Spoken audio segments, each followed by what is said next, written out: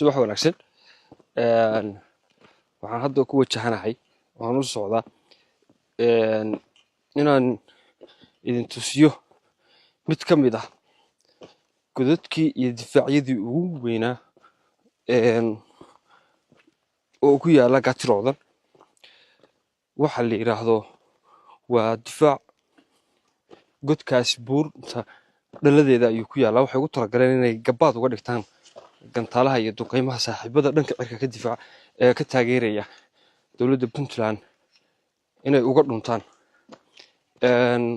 dhulkaas Ilaahay mahadii ciidamada geesiyaasha difaaca Puntland oo dhanka cirka ka kaashanaya saaxiibadooda caalamiga ah waxay ku guuleysteen inay ka jafaan kana saaraan waan soo daawasiinaya marka ila socda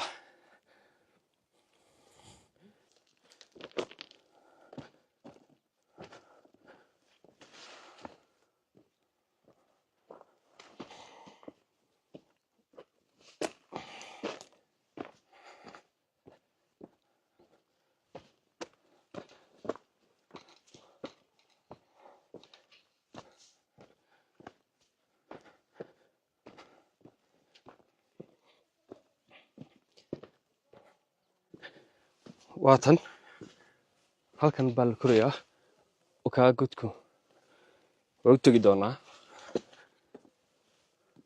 halkan inaad korto markaa waqtiyar kugu qaadanaysa haddii la hayno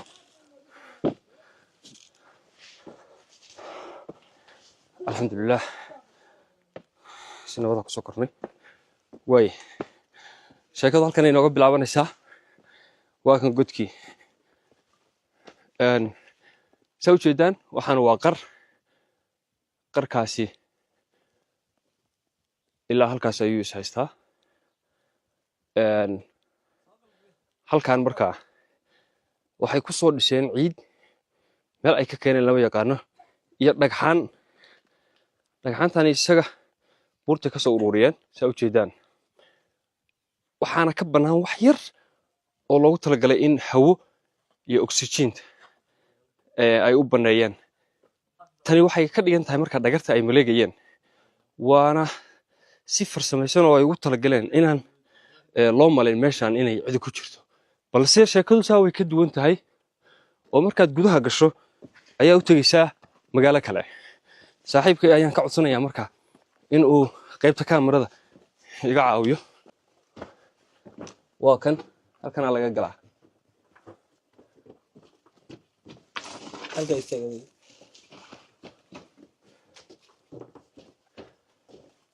ku qabo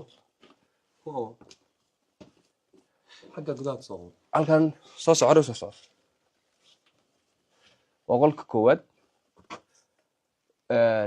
qaabkan ayuu dhisan yahay waa soo gali doonaa xagga ka soo gali doonaa laakiin waa dhismihii koowaad dabcan waa meelaha ay siixan jireen amiirada iyo dadka mas'uuliyiinta ah waayahay waxa uu leeyahay saddex difaac oo kala dambeeya qolkan haddaan xagga idin ka soo tusay dhagax rasaysan waxa ku sii rasaysan waxa loo yaqaan dhagxaantan iyo ciidan iyo niis difaac oo loogu talagalay inay gantaalada celiyaan way hadii kan difaac kale yahay qolka laftirkiisu wuxuu sii leeyahay difaac kale waa u jeedaa kana waa difaac kale oo loogu sii talagalay in waxa loo yaqaano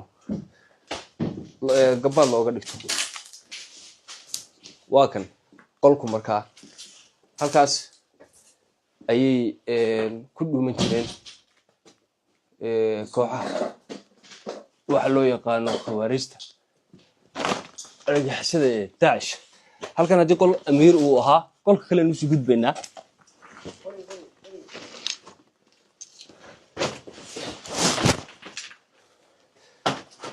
way kan waxa uu yaalay bag ama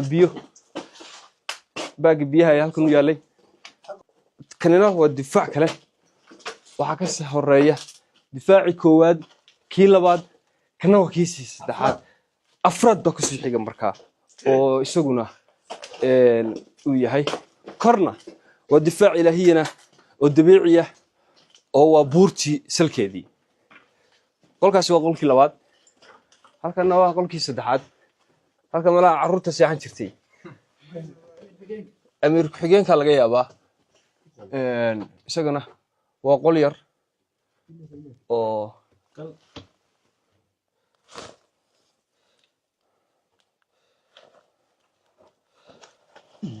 kalena waa qol yar oo kale waxaa seexan jiray malaha qolada kale oo amiir xigeenada ah. way soo soco markaa sheekadu intaa way ka ballaaran tahay. halkan markaa iyaduna waa argadii baan ku tilmaami karnaa, waa barandadii gurigahan, waa meeshii ay xogta ku kala qaadanayeen amiirku marka uu banaanka usoo baxo iyo kooxaha xunka khawaarijta ah oo la socday. waa meelaha ay waxa la yiraahdo aynu oran karno dee xogta lagu kala qaadan jiray. waa meeshii guryaheena caadiga ah guri kasta wuxuu leeyahay qolol iyo barandadii ama daaradii meeshii baabuurta ku socon jirtay. marka halkan meeshii baabuurta ku socon jirtay meeshii lagu leersan jiray halkan ayaa u ahayd. intaa yar oo kaliya ayaana oksijiinta iyo hawadu ku soo galaysaa. annaga imika waqtigan aan ku jirno waa hadda ay qoraxda soo baxday abaara waa 6dii iyo barkii ayaan oran karnaa. wax yar ayay qoraxdu markan dhanka bari ka soo baxsan tahay. qabow daran ayaa hoos ka jiray markii aan soo fuulinay buurta, laakiin hadda halkan inta aan ku jirnay saa u jeedid waa dhididaynaa. waxaana halkan ka muuqata waxa weeyaan oksijiin la'aanta iyo caburka, waana nolosha ay ku noolaayeen dhabta ah oo ay ka doorteen tii wadamadooda guryahooda ay ka soo baxeen. balse ciidamada geesiyaasha difaaca Puntland ayaa diiday in marnaba ay ku ladaan kuleel iyo qabow toona guryahayaga, dhulkayaga, ciidayada iyo godadkayaga. way waan soconaynaa. halkan waa kushiinkii bay la tahay. kushiinka xaggu sii jiraa waa suuligii, qaybtan urtiisa iyo qarbuunkiisa aadi mayno. 3dii difaac kala dambeeyay ayuu si lamid leeyahay. halkan markaa waa kan kushiinkii, jikadii waa tan u jeedaan. halkan ayay wax ku karsan jireen. xaabadoodii waa tan 2-3 maalin ayay kasii maqan yihiin. haddaba waaye kan waa baalaha ay ka samayn jireen qaraxyada ay kusoo rakibaan daroniska ay u soo dirayeen ciidamada geesiyaasha difaaca Puntland. wax badsante saa u jeedaan. waa kuwan baalihii ay laga furay fuuqyadooda dabada uga xirnaa sida uga jeedaan. waa maarti kaxayn jirtay xabadda ama fogeyn jirtay. waaye haddaba saaxiibayaal iyo daawadayaalba godka noocana kor ku qabo in ka badan buurtu waxay iga sii sarreysaa jawi aad u dheer oo aad u fog. si la mid ah waxay u doorteen halkan waxa weeye buur kale ayaa caqabad ku ah oo ka soo horjeeda wajahad ahaan sida halkan idinka muuqata. buurtaani waxa ay waxa la yiraahdo difaac u tahay buurtan. cidda halkan ku jirta markaa diyaaradda ama qof kasta oo isku dayay inuu godkan arko 2 meelood kaliya ayuu ka arki karaa. waa inuu intan yar ee bannaan ee hawada ah uu soo maro oo uu arko. halkan hadduu soo maro markaa waxaa khatar ah inuu waxyeelo ay gaarsiiyaan difaacani oo uu waxyeelo u gaarsiiyo.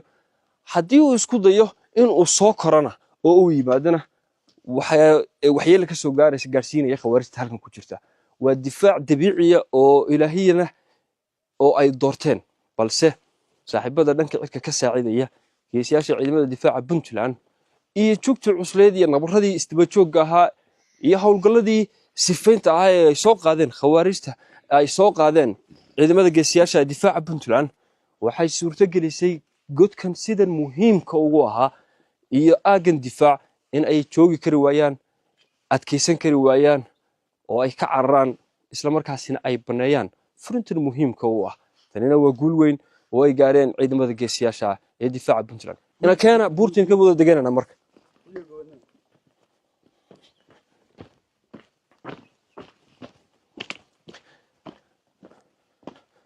godkan sida aan horey ku sheegay wuxuu leeyahay wax loo yaqaano meel aad u sarreysa ayuu ku yaalaa tira ahaan 3 wado ayaa soo gala anagu tii ugu hooseysay ayaan rabnaa maadaama aanan kor u socon inaanu xagga dhulka aanu aadno wadadii hoose ayaanu aadaynaa awgeed kale war khayr baa ka sheekeynaysaa saaxiibaday waxay ii sheegeen inta aanan ka degin buurtan waxa halkan ku yaala god kale oo isaguna ka lambida ama waxba ka yarayn